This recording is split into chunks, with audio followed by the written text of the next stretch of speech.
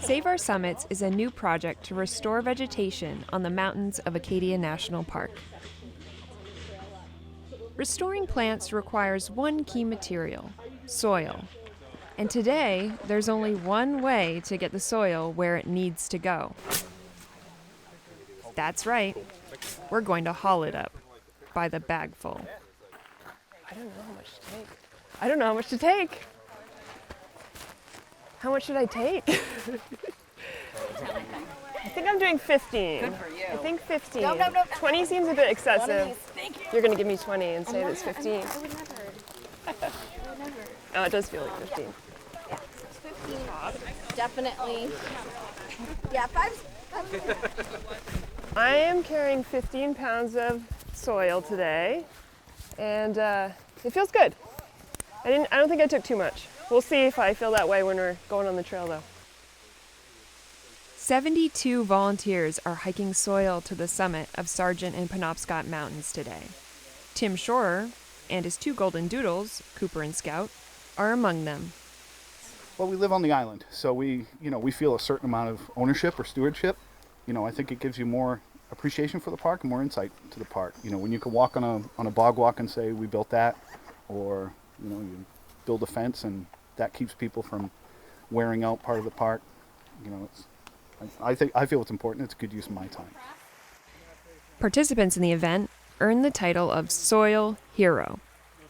And while some soil heroes are local residents, others have never experienced the beauty of Acadia National Park before.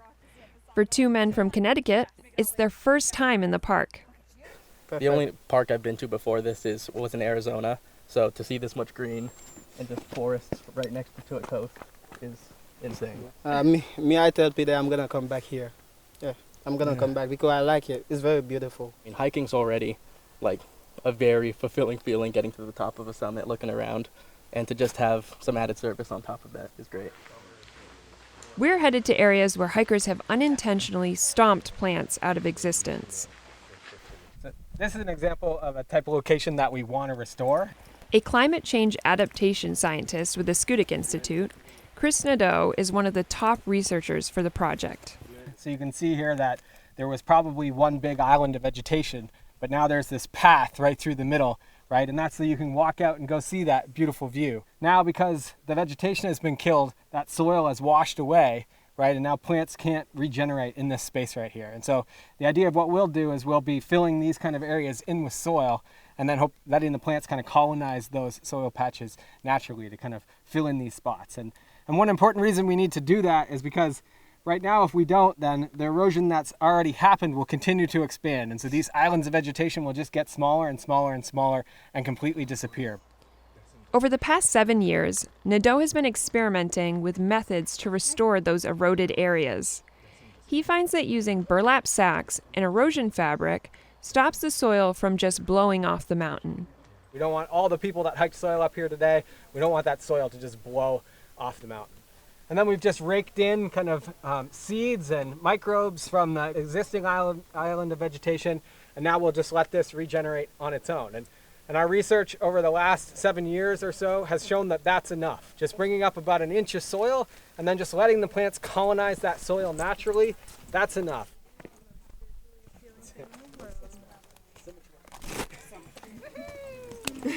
Friends of Acadia, a nonprofit organization that supports the park, teamed up with the park and Schoodic Institute to organize the event. Friends of Acadia president and CEO, Eric Stiles, hauled up soil with the rest of the volunteers.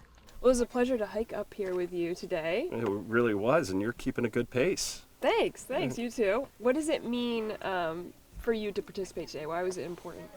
So my wife jokes that the only place we vacation more than once is Acadia. So we first came up here in 1993, and it's just been a special place for our families. As our kids have grown, they're now 19 and 22, getting to experience peaks like Sargent, getting to go to Seawall and play in tide pools.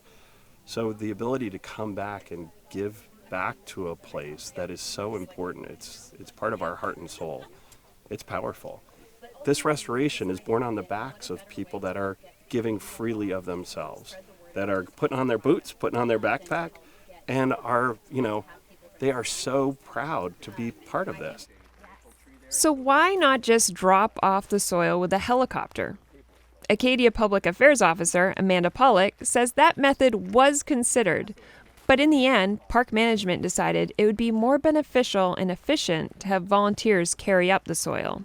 Community-initiated stewardship is really important to Acadia National Park, and by being able to include our community in this project, hopefully, someday when people might want to come back up with their kids or their grandkids, they can point at some of this vegetation and say, I helped make this happen.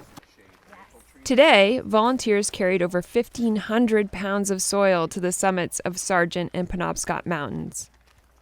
But it's on Cadillac Mountain, Acadia's tallest and most popular mountain, that the project began. We're here on the summit of Cadillac Mountain, and I wanted to ask you, what makes this place special to the Summit Restoration Project? About 25 years ago, we recognized that we were losing a surprising amount of the vegetation on the summit, and it's very fragile vegetation, and it takes a long time to grow back. And so that was when we really started our effort. And the first thing we wanted to do is just keep people off of it and see how fast it would grow back on its own. And it turns out that this is a really hard place for plants to grow because they're exposed to the wind and the ice and the snow in the winter. It dries because the soil is really thin. And so plants just didn't come back. After 20 years of letting them try to grow back, we saw really no change, even though we knew people weren't walking on it.